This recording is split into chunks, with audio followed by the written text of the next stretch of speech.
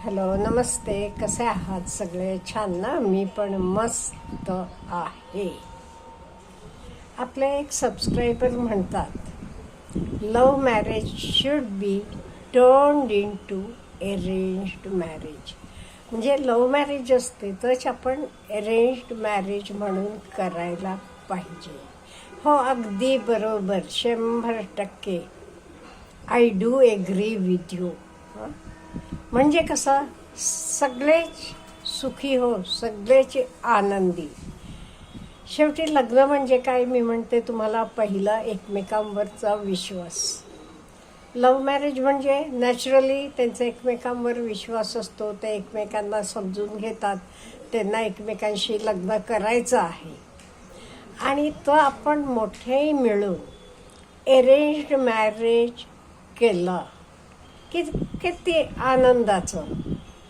आणि असं होते, हल्ली बरेच वेळेला होते असं का, म्हणजे आईवडील पण समजून घेतात, उगीच आपण नाही म्हणायचं, ते नंतर हे करायचं नको म्हणून करतात. इथे बरेच वेळेला अडथळा का येतो किंवा का कधी कधी असं होत नाही, त्याची कारणं पण आहेत.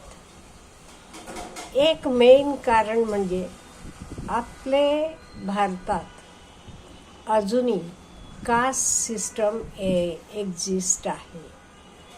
म्हणजे मुलगी किंवा मुलगा दुसरे कास्टमधला, दुसरे जातीतला असला की सहसा विरोध होतो. हे आपण जरासं समजून घ्यायला पाहिजे. शेवटी ही जातीपाती सगळं काही माणसांना निर्माण केलेलं.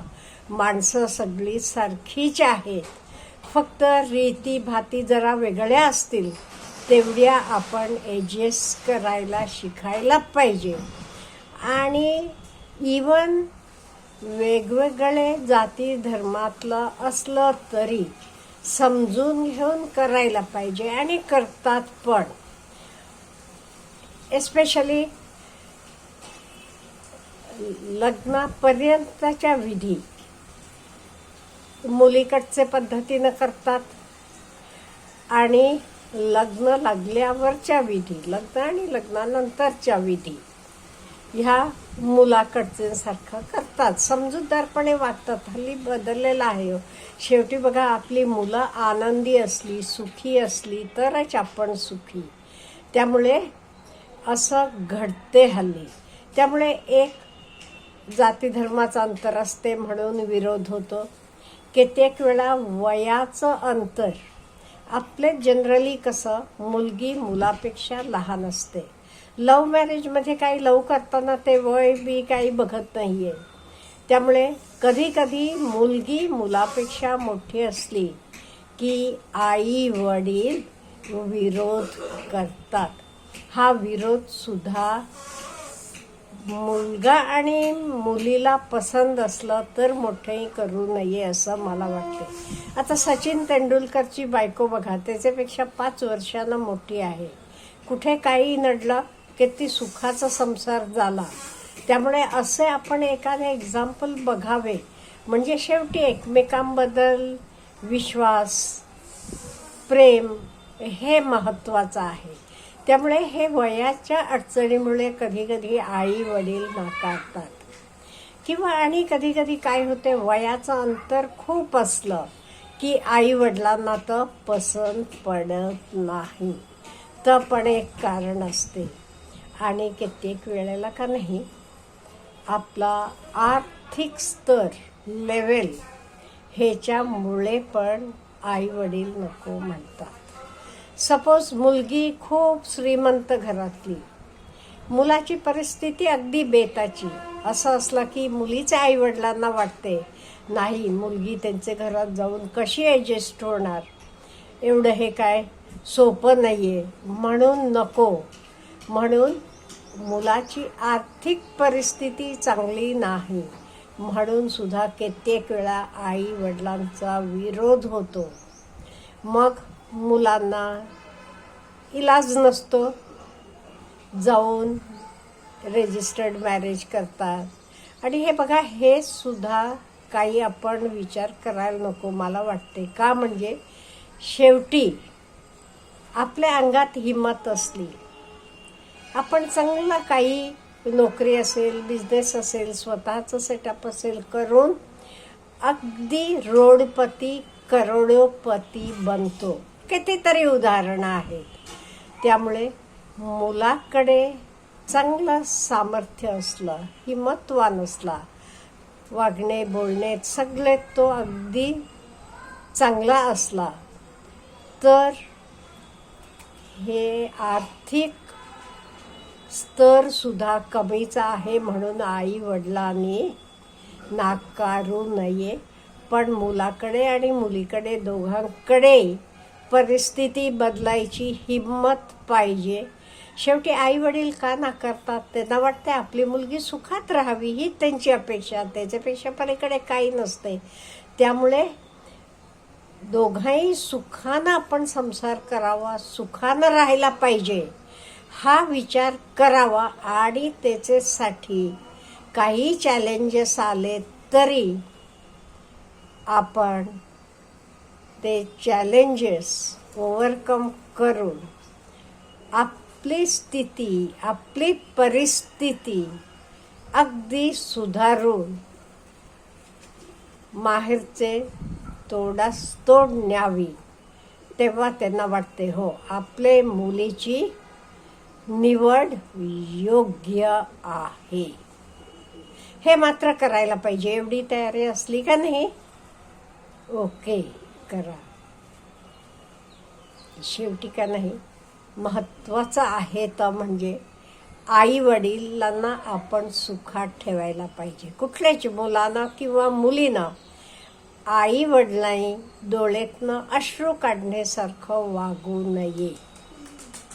हे महत्त्वाचं आहे. त्यामुळे आई वडिलांना विश्वासात घ्या.